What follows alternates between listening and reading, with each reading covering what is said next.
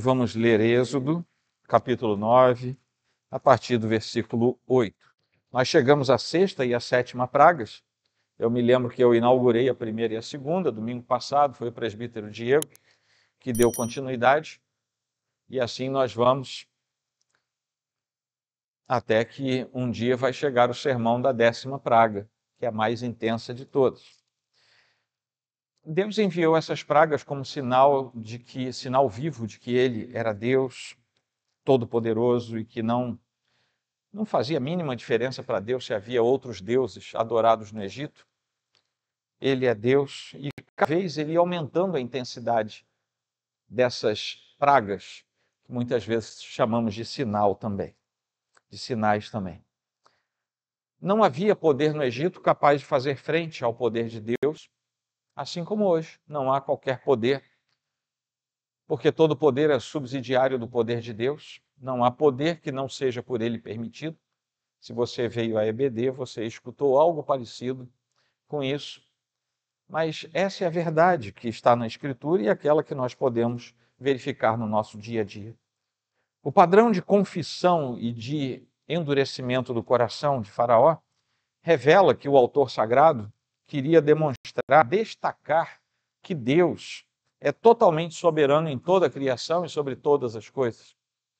Ele governa todas as instâncias desse mundo e toda a criação é sujeita ao poder e ao governo de Deus. Não há nada que fuja a isso. O próprio Deus declara, inspirando o autor sagrado, qual é o propósito que ele tinha em tudo isso. E o propósito é que Faraó deveria ver, como está no versículo 16, ele deveria ver o poder de Deus. Por isso que o texto diz: em verdade, foi para isso que eu o mantive, falando para Faraó. Foi por isso que eu não destruí você. E ele completa: para mostrar a você o meu poder e para que o meu nome seja anunciado em toda a terra. Se alguém perguntar para você assim, por que Deus mandou 10 pragas sobre o Egito? A resposta está aqui no capítulo 9, versículo 16.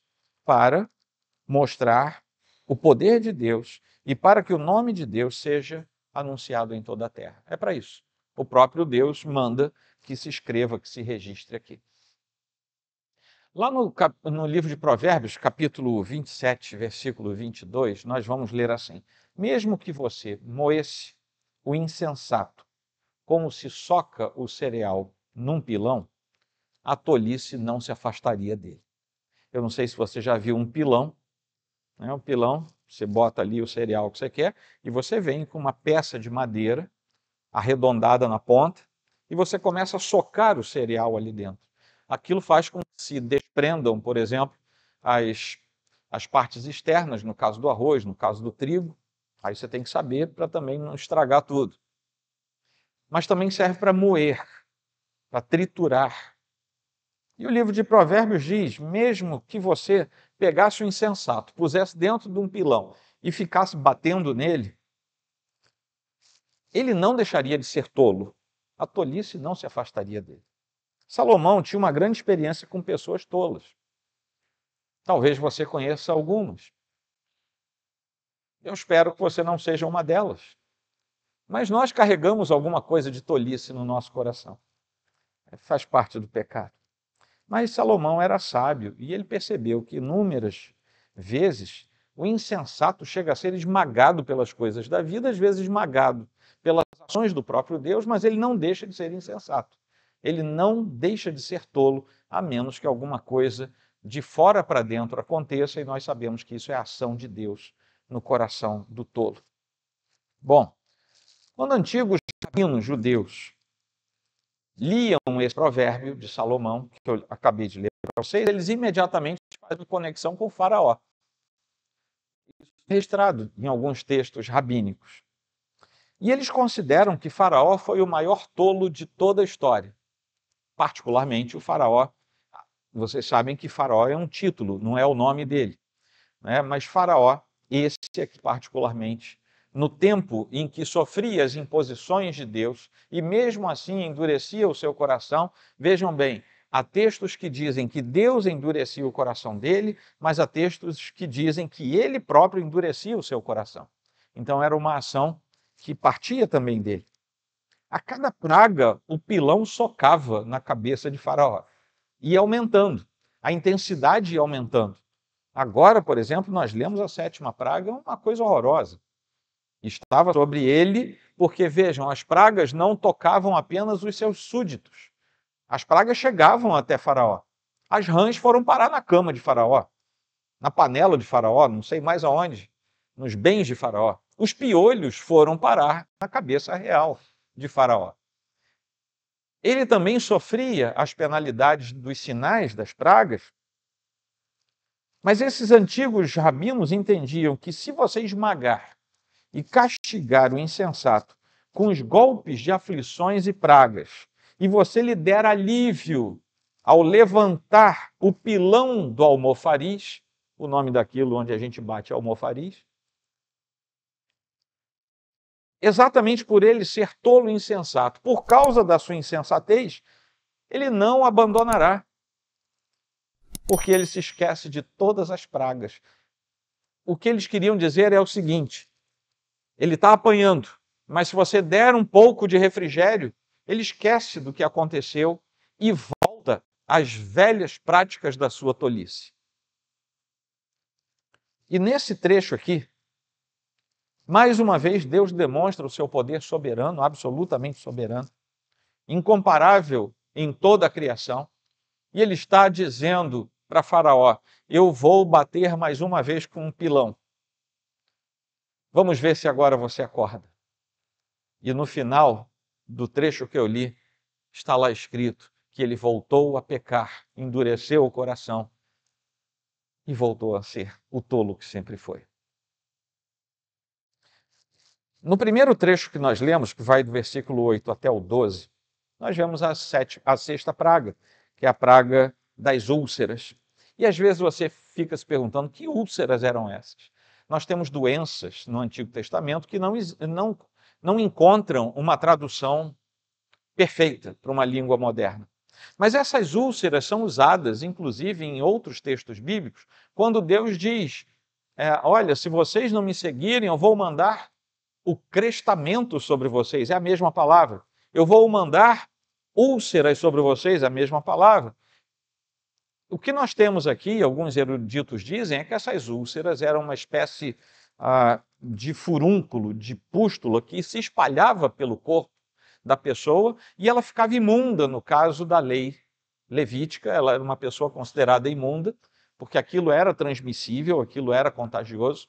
Nós não saberíamos dizer que tipo de doença é aquela, mas talvez um prurido, uma coceira intensa que causava grande sofrimento nas pessoas.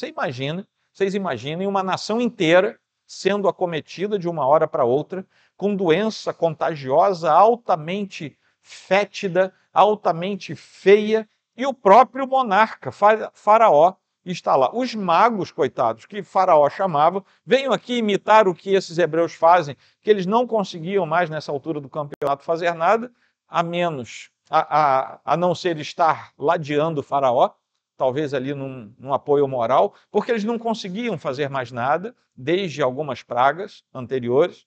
Mas agora eles também tiveram que sair correndo, porque as úlceras estavam tão intensas neles, que eles tiveram que sair da presença de Faraó. Aquilo devia coçar, devia incomodar, era uma coisa horrorosa e toda a nação estava acometida daquilo. Aquilo era demonstração do poder de Deus. Eu já falei para vocês que eu não vou ficar aqui comparando, dizendo venceu o Deus tal, o Deus fulano, o Deus beltrano, para cada uma dessas coisas. Para a doença, para a coceira, para a água, para o piolho, para o carrapato, tudo tinha um Deus no Egito. Aqui também, vários deuses do Egito poderiam ser denominados para cada uma dessas pragas. E Deus estava, sim, também dizendo na cultura daquele tempo: pois bem, essa lista de deuses, eu venci todos eles dessa vez. E que venham outros, e ele venceria. Mas não é a finalidade nossa aqui, nessa série de sermões, trazer esse tipo de informação. Nós queremos extrair o que é que Deus queria mostrar. Nesse capítulo, ele entrega o jogo, ele diz o que ele queria. como eu li para vocês no versículo 16. As coisas estavam começando, nessa sexta praga, a assumir um caráter pessoal. As pragas anteriores tinham sido um verdadeiro aborrecimento para todo mundo. Mas agora, não eram só rios de sangue, piolhos, a coisa parece que estava se tornando muito pessoal. É como se Deus estivesse trazendo o seu olhar de toda a terra do Egito e focando sobre Faraó, trazendo para a casa real do Egito aquela circunstância de sofrimento. Nada tinha deixado nem Faraó, nem os egípcios tão fora de si, tão alucinados como essa sexta praga. Nada tinha sido tão terrível até ali. Eles estavam cobertos da cabeça aos pés, com uma praga que não sabiam como se livrar dela. Não tinha remédio, não tinham como se livrar. E era o povo inteiro, naquilo eles olhavam ali para o lado, tinha um pedaço do Egito chamado Gósen, e quando eles olhavam para lá era onde eles mantinham os hebreus, é como se fosse um gueto. Lembra da Segunda Guerra Mundial? Não tinha os guetos? Gósen era uma espécie de gueto no Antigo Egito, e os hebreus tinham que ficar lá dentro. Eles olhavam para lá, não tinha um hebreu se coçando. Não tinha um hebreu com furúnculos, com úlceras. E eles começaram a entender uma coisa que tinham demorado a entender. Deus, o Deus dos hebreus, ele não está apenas ali sobre eles. É ele quem manda aqui também. Porque ele está mandando coisas que os nossos deuses não conseguem deter, os nossos magos não conseguem bloquear. Tem alguma coisa nesse Deus que nós não conseguimos entender. Nesse momento, a praga das úlceras vem logo depois de uma peste que tinha abatido rebanhos animais,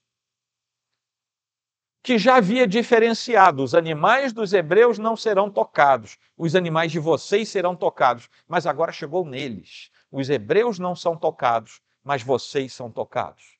E não adianta ser mago, sacerdote ou o próprio faraó. Todo mundo vai ser tocado, porque o mesmo Deus que fez diferença entre os rebanhos faz diferença também entre as nações. Eu já falei para vocês aqui algumas vezes, Deus não trata imparcialmente a raça humana. Ele trata os seus filhos de forma peculiar e diferente. Deus não ama todos da mesma maneira. Ele nos ama em Cristo Jesus. Portanto, aqueles que são redimidos, salvos, lavados no sangue do Cordeiro, são amados pelo Pai, porque aí Ele é Pai. Porque a todos aqueles que foram até Cristo, se reconciliaram com Deus através de Cristo, a esses Ele deu o privilégio, o direito de serem chamados filhos de Deus. Portanto, aquilo que você ouve aí fora, na TV, no rádio, na internet, todo mundo é filho de Deus, é uma das balelas, é uma das falácias que o ser humano criou. Filhos de Deus são aqueles lavados e remidos no sangue de Jesus Cristo.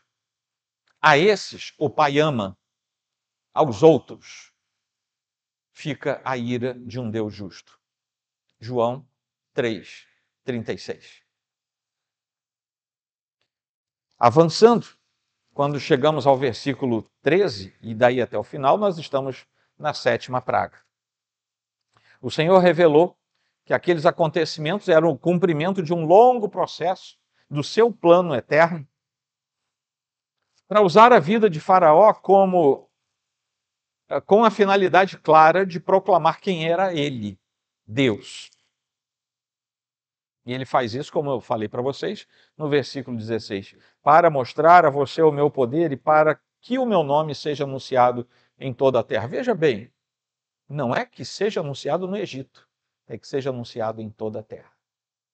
Vocês lembram quando Israel chega para invadir Canaã e que Josué manda 2 espias até a cidade de Jericó e eles se encontram com uma mulher chamada Raabe? Vocês lembram desse episódio? O que Raabe vai dizer para eles?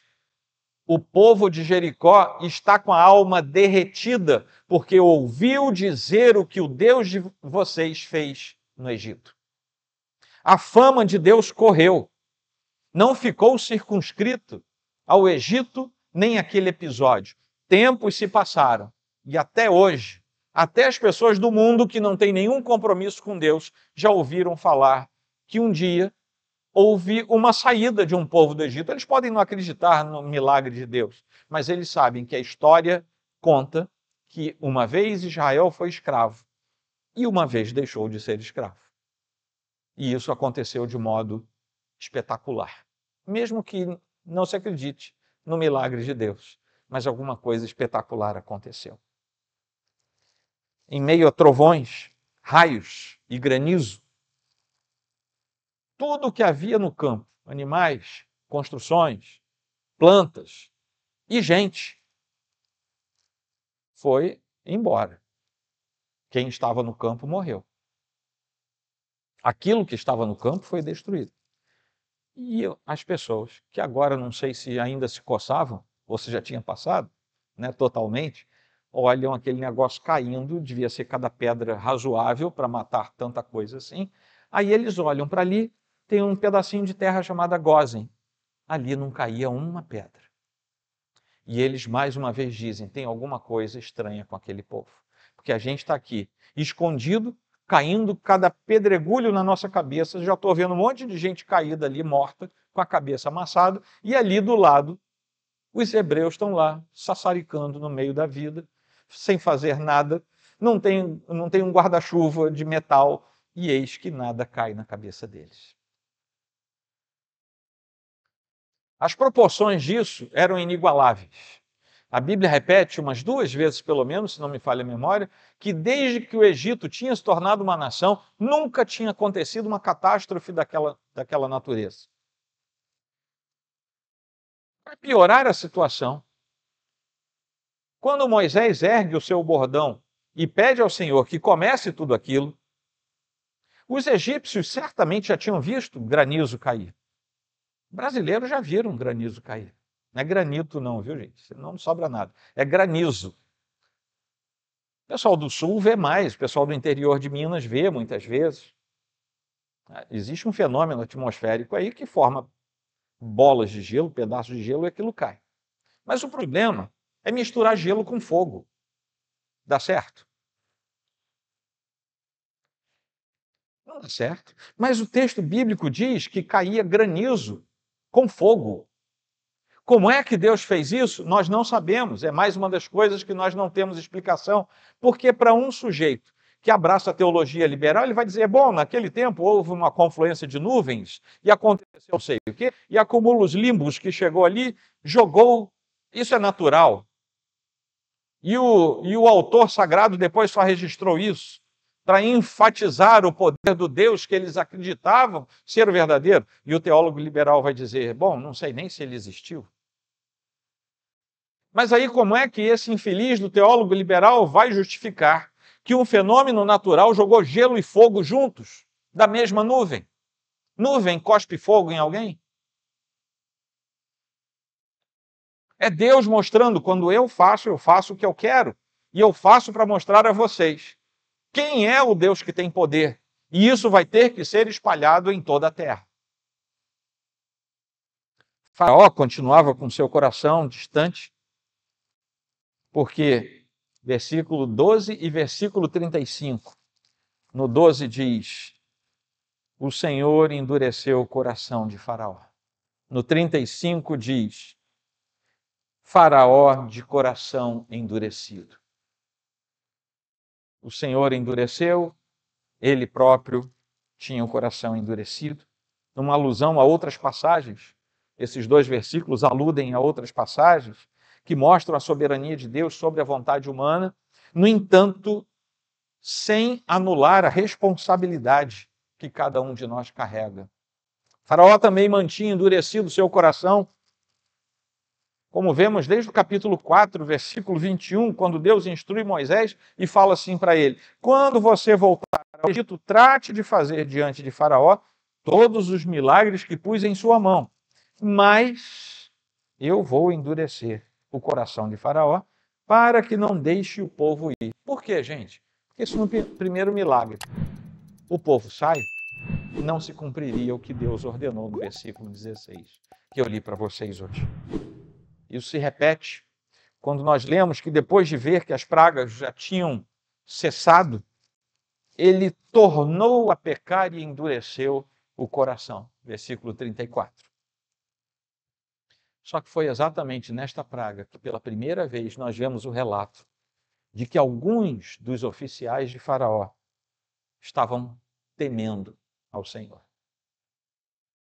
Eu não sei, a despeito de muitas vezes nos acusarem de sermos, sei lá, acolhedores demais nessa questão, mas eu não sei se eu chegar lá no céu e encontrar um desses oficiais de Faraó. Eu não sei. Quem sabe do coração é Deus, não sou eu. Mas eu sei que alguns daqueles oficiais, diz o texto bíblico, que temiam ao Senhor e não deixaram que ficasse nada no seu campo. Guardaram tudo, nem gente, nem animal. O Senhor salvou a vida daqueles que estavam ali, porque temeram ao Senhor. Amém, queridos? Essas são as duas pragas. Agora vamos ver o que a gente pode aprender com elas. É muito bom sabermos as histórias da Bíblia, e temos que saber. Mas não saber história por história. Precisamos saber o que é que Deus está nos comunicando através daquilo. Primeiro, irmãos, temos que falar sobre a soberania de Deus contra e a ira de Deus. A soberania e a ira de Deus que se levantam contra o pecado. Deus não tolera o pecado. As pragas são manifestações da ira de Deus contra o pecado e contra a rebelião, tanto de Faraó quanto do próprio Egito. Isso aponta para a ira de Deus contra o pecado. Deus não tolera o pecado. Por isso ele mandou Jesus, para nos livrar dessa sua ira. E tudo isso é revelado claramente no Evangelho, e que vai tornar, por isso mesmo, a obra de Cristo na cruz absolutamente essencial.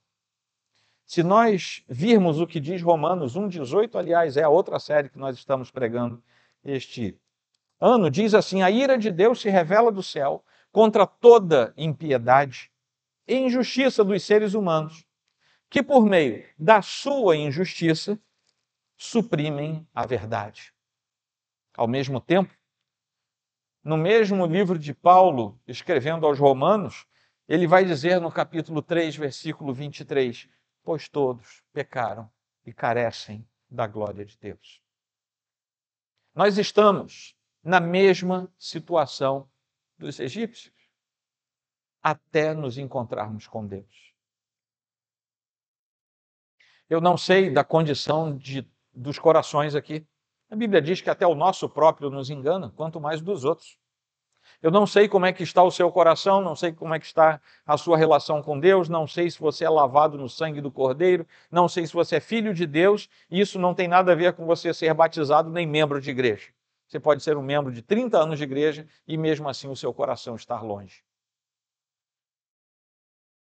Mas o fato é que a advertência do Senhor continua mesmo. Todos nós pecamos e carecemos da glória de Deus. Isso só é resolvido na nossa vida através do sacrifício de Jesus Cristo. Se o sacrifício de Jesus Cristo ainda não agiu em você, você continua como pecador carecendo da glória de Deus. E se você fechar os olhos hoje, você não verá a glória de Deus. A segunda coisa é sobre o nosso próprio coração. O que nós mais vemos aqui nas pragas é a respeito do endurecimento do coração de Faraó. A dureza do coração dele é um lembrete constante, vívido, da nossa incapacidade como seres humanos de nos submetermos a Deus, a menos que haja uma intervenção divina. Nós só nos submetemos a Deus se Deus primeiro intervir na nossa vida. Nós não vamos até Ele, nós não dizemos, Senhor, eis-me aqui, a menos que Ele primeiro transforme o nosso coração. Isso ressalta a verdade de que a fé é um dom de Deus, que vem dele. Isso está lá em Efésios 2, 8 e 9, que diz assim, porque pela graça vocês são salvos mediante a fé. E isso não vem de vocês, é dom de Deus, não de obras, ou seja, não de qualquer coisa que possamos fazer, para que ninguém se glorie, pois somos feitura dele, criados em Cristo Jesus para boas obras, as quais, de antemão, preparou para que andássemos nelas. O endurecimento nada mais é do que um juízo divino. O que Deus fez com Faraó? Endureceu o seu coração. E o que Faraó fez com seu coração? Uma vez que Deus não trabalhou no coração dele, ele próprio endurecia o seu coração. Endurecer o coração é rebelião contra Deus. E representa dizer: eu sou alvo da ira de Deus. O Evangelho mostra que só Deus pode mudar o coração do homem. Aquele coração de pedra em coração de carne, para usar nomenclaturas bíblicas. Quem fala isso é o profeta Ezequiel, lá no capítulo 26, quando ele diz: eu lhes darei um coração novo, e porei dentro de vocês um espírito novo, e a partir daí ele vai falar que vai tirar o coração de pedra e colocar no seu lugar um coração de carne, ou seja, vai tirar um coração autômato de alguém que anda tolamente para longe de Deus, endurecido com relação às coisas de Deus, e vai colocar um coração verdadeiramente humano, capaz de perceber a voz de Deus, e Deus fala, transforma esse coração, e por isso ele é transformado. Amém? Tem mais uma coisa para falar? Sim, tem mais uma meia dúzia aqui. Então prepare o coração. Só Jesus liberta. Vejam bem, tudo que eu estou falando tem conexão com os conceitos que estão por trás desse texto que foi lido. Assim como Deus libertou Israel da escravidão em que o povo estava, lá no Egito, e para isso ele fez atos poderosos, transcendentes, metafísicos, espantosos acontecerem. Jesus Cristo é aquele que liberta o seu povo da escravidão do pecado. Um povo escolhido por Deus desde antes da fundação do mundo. É povo de Deus, mas não sabe que é povo de Deus até Jesus Cristo ser manifestado ao seu coração. A Bíblia nunca disse que Deus transforma lobo em ovelha, nunca disse que ele vai transformar bode em ovelha. São ovelhas do Senhor que ouvem a voz de Cristo e vêm atrás dele. Reconhecem que é a voz de Cristo. É ovelha, já nasceu ovelha, mas ainda não sabe que é ovelha, até Jesus chamar. Isso aconteceu pela morte e ressurreição de Cristo. De novo, para de faltar EBD, porque hoje foi falado sobre isso também. É Jesus o verdadeiro libertador. Eu falei para vocês de João 8:36, se, pois, o Filho os libertar, vocês serão verdadeiramente livres. Em Gálatas 5:1, nós vemos o Senhor falando para aqueles crentes que estavam em dúvida se voltavam ou não para as práticas judaizantes, mas Paulo, inspirado pelo Espírito, vai dizer: para a liberdade foi que Cristo nos libertou. Por isso, permaneçam firmes e não se submetam, de novo, a julgo de escravidão. Meu Deus, parece que ele está falando para os judeus que estavam para sair de lá. Olha, Deus com mão forte está lançando pragas sobre os escravizadores de vocês. Ele vai tirar vocês com mão forte. Não se submetam de novo a julgo de escravidão. E por que é que essa comparação é feita? Porque somos escravos do pecado e da carne até que o Senhor nos livre. E ele faz isso com mão forte. O povo de Deus é distinguido do povo que não é de Deus.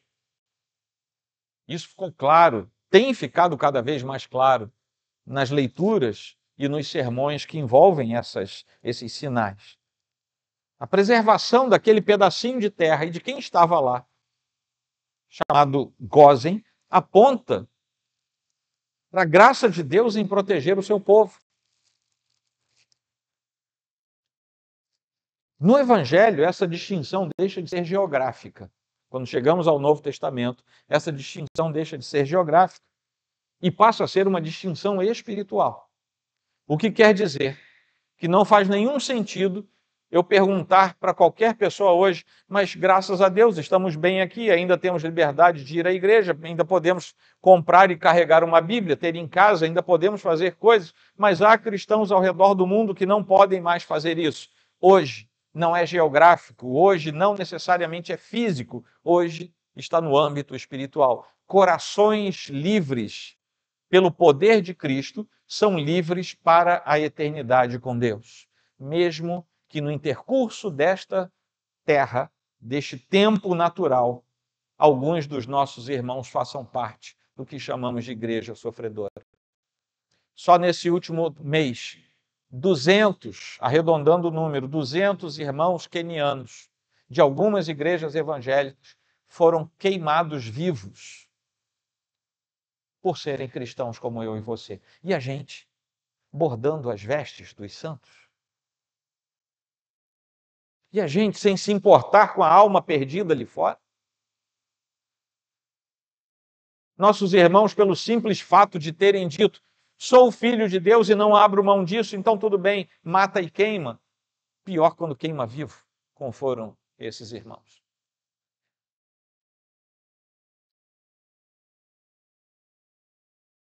Mas na estrutura espiritual, eles são diferentes, porque Deus distingue os marcados pelo sangue e corpo de Deus, daqueles que não são marcados. Meus irmãos, isso é sobre toda a raça, mas isso é sobre nós que estamos aqui também. Ou o seu coração é fechado, ou você será considerado parte dos outros. Já não existe nenhuma condenação para os que estão em Cristo Jesus. Deus separa. Não há condenação. Romanos 8:1. 1 Tessalonicenses 1:10 já diz assim, para guardar dos céus o seu Filho, a quem ele ressuscitou dentre os mortos, a saber, Jesus, que nos livra da ira vindoura. Somos distinguidos. Haverá um julgamento eterno. Ano passado a gente trafegou em Apocalipse aqui. Haverá um julgamento final para a eternidade. É ali que vai fazer diferença ser ou não ser de Jesus Cristo. Aqui, às vezes, as pessoas levam como se fosse tudo muito normal. Mas vai haver um dia em que não terá volta. É como aquele general romano que chega no rio e diz: Alea iacta est, a sorte está lançada. E ele atravessa o rio Rubicão e entra em Roma.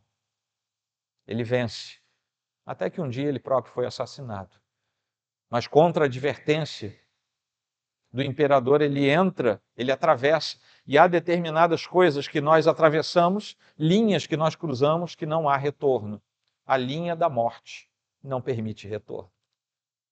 A linha do juízo de Deus não prevê retorno. É agora que temos que resolver a nossa vida. Amém? Ainda temos o anúncio do nome de Deus. Isso é preciso falar. Porque o propósito de Deus, como eu disse para vocês, foi declarado para que meu nome seja anunciado em toda a terra. Para isso, Deus estava fazendo tudo isso. E isso se cumpre lá na frente no Evangelho, porque Jesus Cristo, em sua morte e sua ressurreição, revelou o caráter de Deus de forma suprema, superior, marcante, majoritária. E agora o seu nome é anunciado até os confins da terra. Ele próprio diz, vão por todo o mundo pregar o Evangelho. Façam discípulos, batizem em nome do Pai, do Filho e do Espírito Santo. Por isso também Deus o exaltou, diz Paulo aos Filipenses.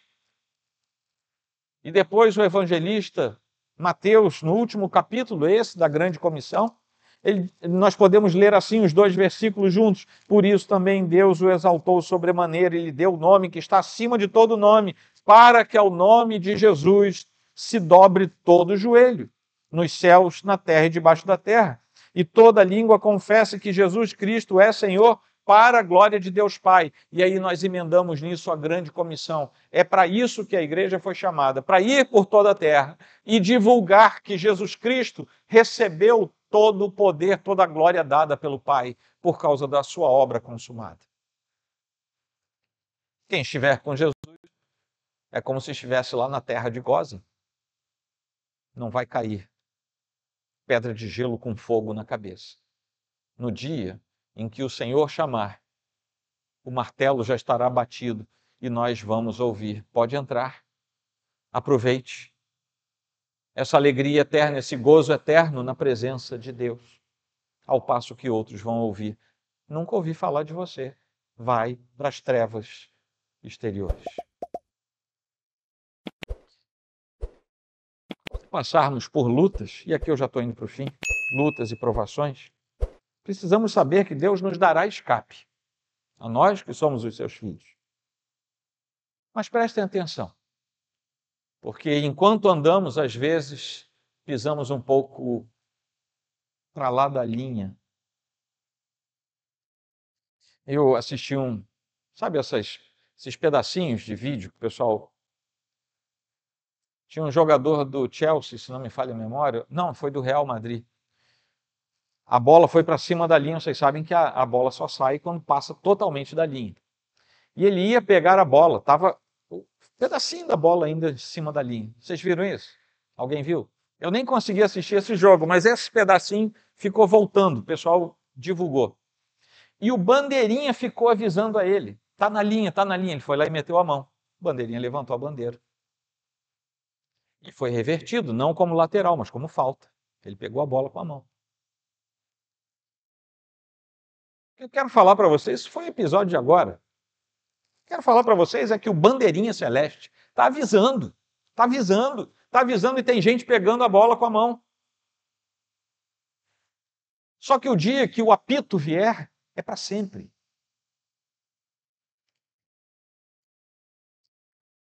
Quando nós passarmos por lutas e provações, talvez seja Deus dizendo, eu estou disciplinando vocês para trazer vocês de volta, antes que o apito final toque. Se nós formos disciplinados por Deus, não sejamos pessoas como aqueles sobre os quais os antigos rabinos advertiram nos seus textos. Porque muitas vezes a aflição, as intensas dificuldades da vida, são nada mais, nada menos do que o amor de Deus por nós. Antes que o apito toque. Precisamos ser corrigidos, e a palavra de Deus diz que Deus corrige e disciplina o filho a quem ele ama.